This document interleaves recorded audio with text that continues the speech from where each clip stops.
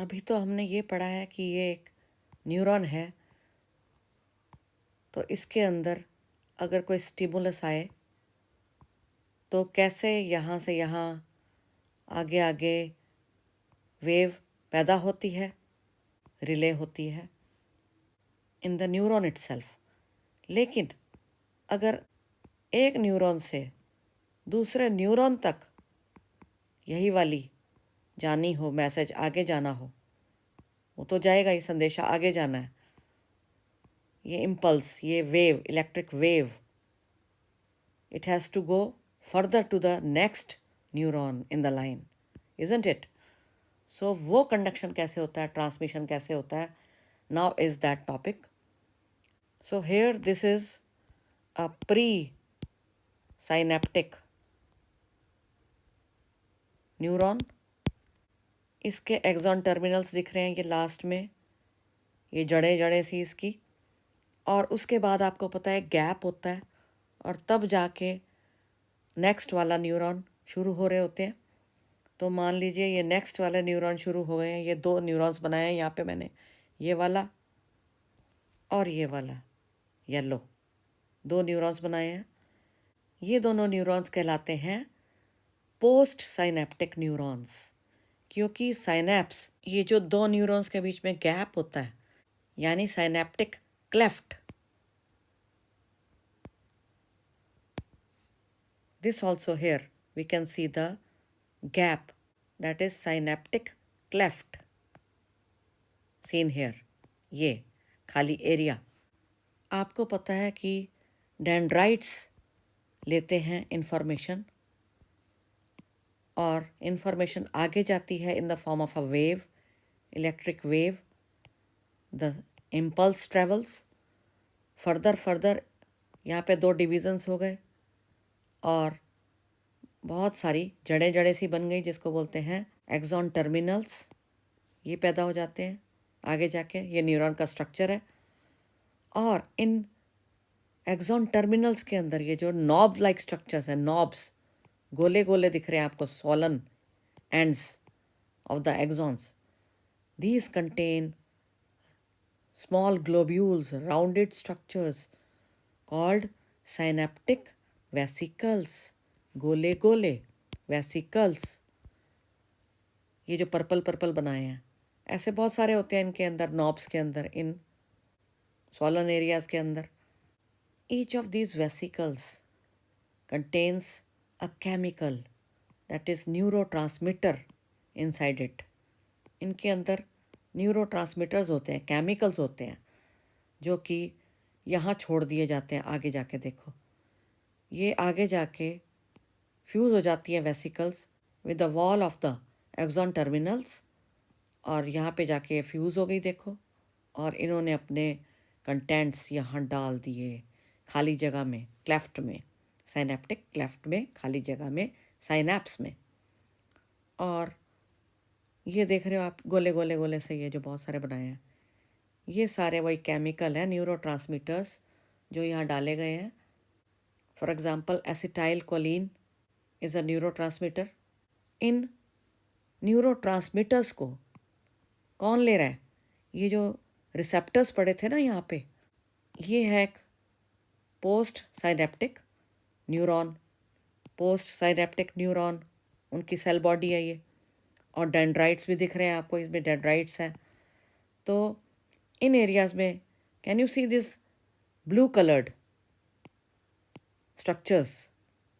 These are the receptors lying here in the cell membrane. They will take up the neurotransmitters. Thus, the neurotransmitters, the chemicals which help in the transmission of the impulse, they will bind with the receptors, receptor molecules lying in the cell membrane here. ये रहे ये नीले नीले receptors, इनके साथ ये bind कर जाएंगे। This will lead to opening of ion channels, ion gates in the cell membrane, in the neurilemma of this post synaptic neuron.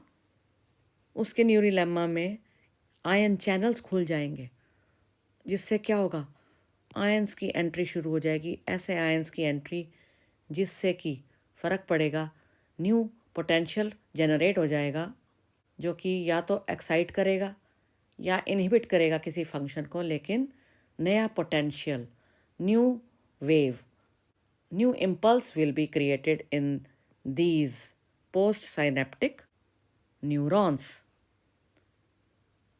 ऐसे कर करके एक ने ट्रांसफ़र किया इंफॉर्मेशन अपनी, दूसरे को दे दी, क्योंकि यहाँ केमिकल्स थे ना, केमिकल पहुँचे देखो इसके पास, दूसरे वाले के पास, दूसरे वाले ने फर्दर ट्रांसफ़र की। This is how the impulse moves from one neuron to the next. ये एक न्यूरॉन, ये दूसरा न्यूरॉन, लाइन से पड़े होते हैं देखो बहुत सारे न्यूरॉन्स, और नर्व्स बनाते हैं, हमारी नसें बनाते हैं। जब बहुत सारे न्यूरॉन्स बिल्कुल लाइन में चलते चलते हैं तो नर्व्स बनती हैं, नसें, जिसको हिंदी में बोल देते हैं। तो एक न्यूरॉन और की मेम्ब्रेन, ये देखो यहाँ पे मेम्ब्रेन है ना इसकी, ये सारी मेम्ब्रेन्स, और इसकी भी मेम्ब्रेन है। तो दोनों की मेम्ब्रेन्स के द्वारा जो जंक्शन बना है, जो एरिया प्रोड्यूस होता है, वो कहलाता है साइनैप्स। यानी कि दोनों की जब मेम्ब्रेन्स इन्वॉल्व हो, लास्ट में देखो ये वाली, ये इसका एंड हो रहा है और इसकी बिगनिंग हो रही है, ये जो डेंड्राइट या सेल बॉडी कह लो आप, इस वाले की सेल बॉडी दिख रही है। तो इन दोनों मेम्ब्रेन्स से बनता है एक एरिया, यानी कि synapse. There are two types of synapse, electrical synapse and chemical synapse. As a name indicates, कौन से में केमिकल्स इन्वॉल्व होंगे, केमिकल साइनैप्स में, यानी कि न्यूरोट्रांसमीटर्स, सर्टेन केमिकल्स जैसे एसिटाइल कोलिन, इस तरह के न्यूरोट्रांसमीटर्स, केमिकल्स मिलेंगे यहाँ पे। अगर दोनों में डिफरेंस देखने लगे तो यहाँ पे तो केमिकल्स इन्वॉल्व हैं जो मदद करते हैं एक से दूसरे न्यूरॉन में इंफॉर्मेशन, वेव, इम्पल्स ट्रांसफ़र करने में। और इलेक्ट्रिकल साइनैप्स में क्या होता है, इसमें कोई भी केमिकल इन्वॉल्व नहीं होता, इसलिए इसमें कोई वेसिकल्स नहीं होती प्रोड्यूस। ये लास्ट में नॉब्स के अंदर, ये एक्सॉन टर्मिनल्स में कोई वेसिकल्स यहाँ पे नहीं मिलती। लेकिन इन वालों में, केमिकल साइनैप्स में तो वेसिकल्स का काम होता है, यहाँ वेसिकल्स होती हैं। किसकी, न्यूरोट्रांसमीटर से फील्ड साइनेप्टिक वेसिकल्स मिलती हैं यहाँ पे। What difference do you see in the diagrams here, in the electrical and the chemical? Look at the diagrams.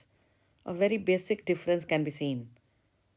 Yes, no gap here between the neurons. Whereas here, there is ample gap, a lot of gap between two neurons which can be seen here. ये तो gap है, इसमें ऐसा कोई gap नहीं होता almost. इसलिए यहाँ से जो वेव है, इम्पल्स है, इलेक्ट्रिक वेव, वो तुरंत ट्रांसफ़र हो जाती है अगले वाले में, बिल्कुल ऐसे ही जैसे कि यहाँ से यहाँ चल रही हो जी, आगे आगे बढ़ रही हो अपने ही उसमें न्यूरॉन में, वैसा ही चलती है ये एक न्यूरॉन से दूसरे में, कोई ख़ास फ़र्क नहीं पता चलता। यानी कि डायरेक्ट फ्लो ऑफ इम्पल्स होता है यहाँ पे।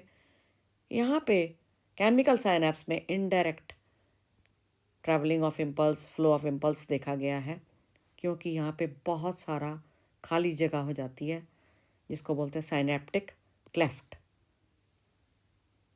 That means synaptic cleft is absent here. It is present in the chemical synapse. This has fast relay of information. Chemical synapse shows slow movement of information, slow traveling of wave. These are very rare, such synapses. This is very commonly occurring